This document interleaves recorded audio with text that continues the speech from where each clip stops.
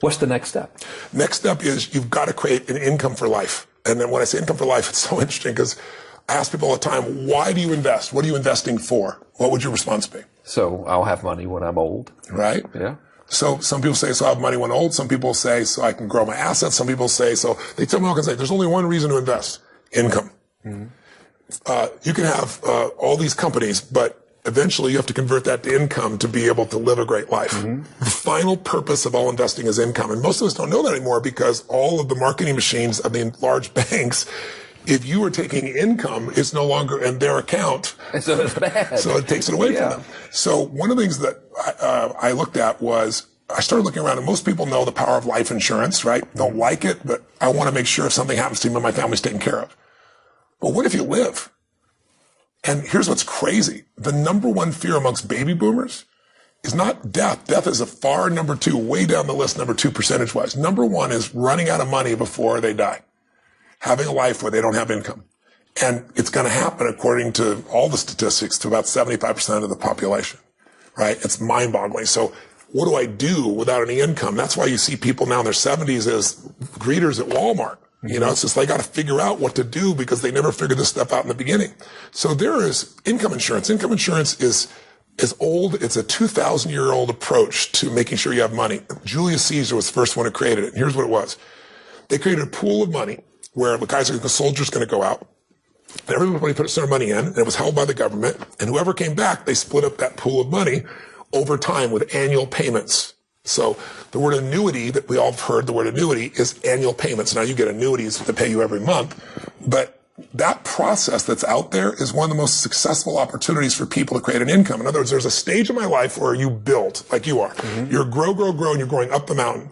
You're saving, you're investing, and you're building it to a giant critical mass, to a jackpot.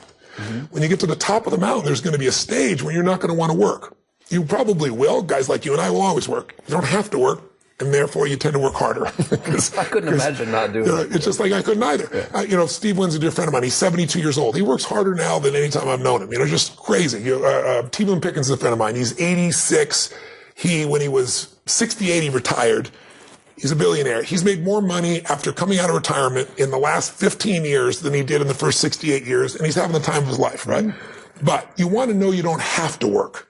So when you get to that peak where you have enough money, now you want to be able to ski down the mountain, enjoy your time with your family, do whatever you want to do, give your time, your energy, your capital, do whatever you want to do. That phase you need income for. And most people aren't planning for income.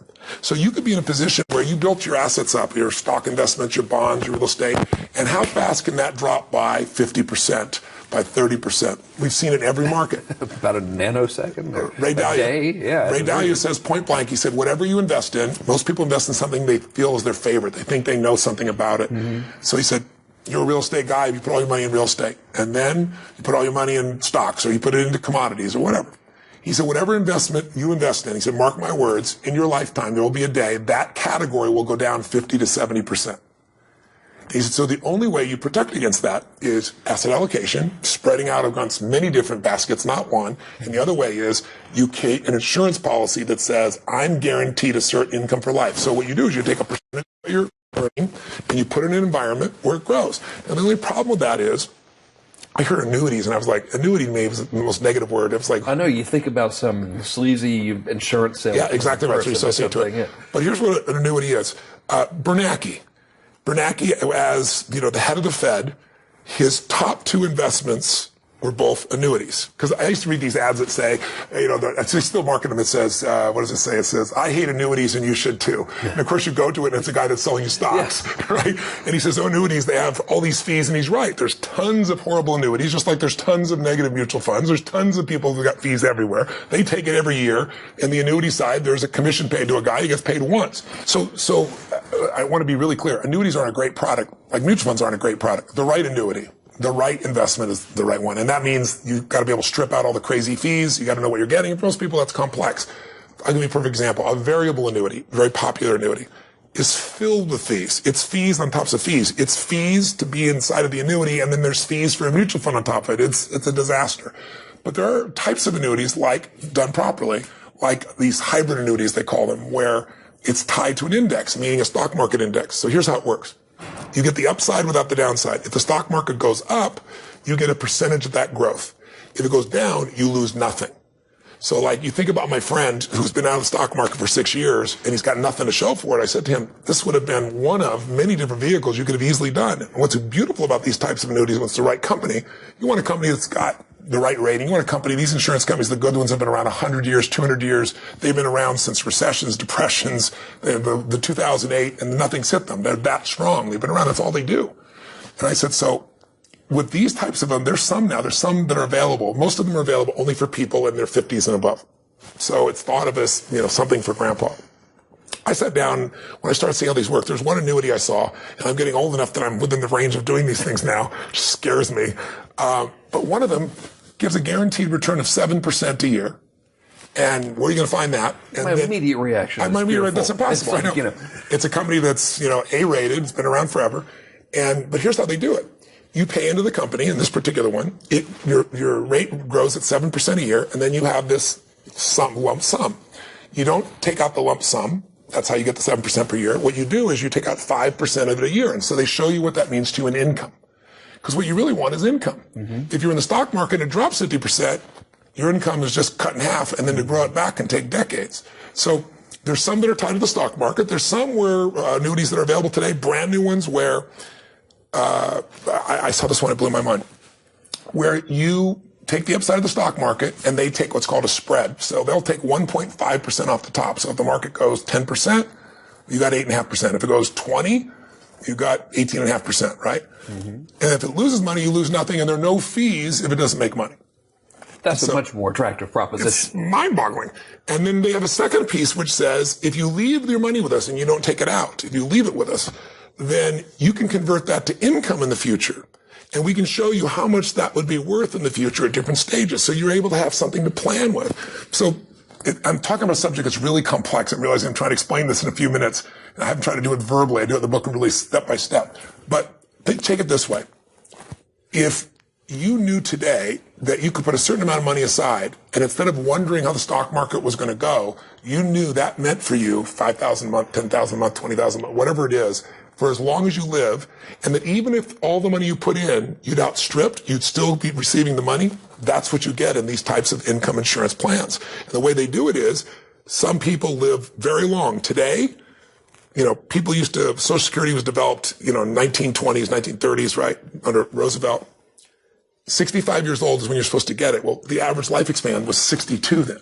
Yeah.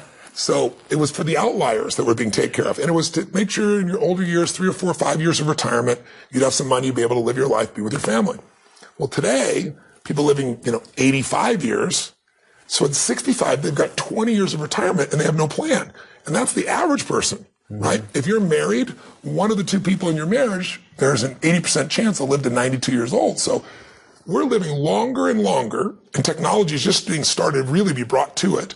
And yet we work for 30 or 40 years, and then we're supposed to have enough money for 30 years or 20 years. Most people don't have it. So these types of programs that I explain in here step by step, these programs can give you the income for life so you don't have to ever run out of money.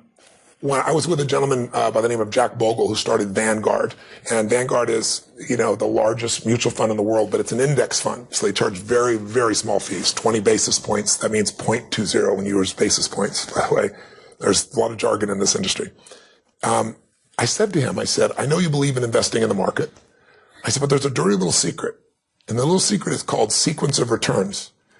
That if you work and you build your whole life up to get this nest egg, and now it's large enough that you can invest in a secure environment and have income coming back to you. It's like your money machine. You don't have to work.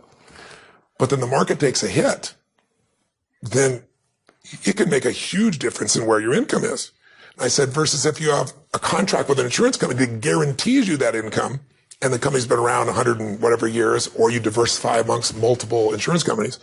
I said, those have been proven over hundreds of years to be successful. He said, that's true. I said, the whole dirty secret is, if I'm investing well in the first 3 or 4 years of my retirement, the stock market's up, I might have millions of dollars over the course of my life. If in those first few years it's a 2000 or a 2008 and the market drops 50%, I can show you statistically, you never get back to where you need to be based on your age. Mm-hmm. So having a balance of assets and having some of these, insurance policies where I know what my income is going to be is the fifth step. It's really making sure that you put the balance in. At a different stage of life, you're going to be focusing on this more.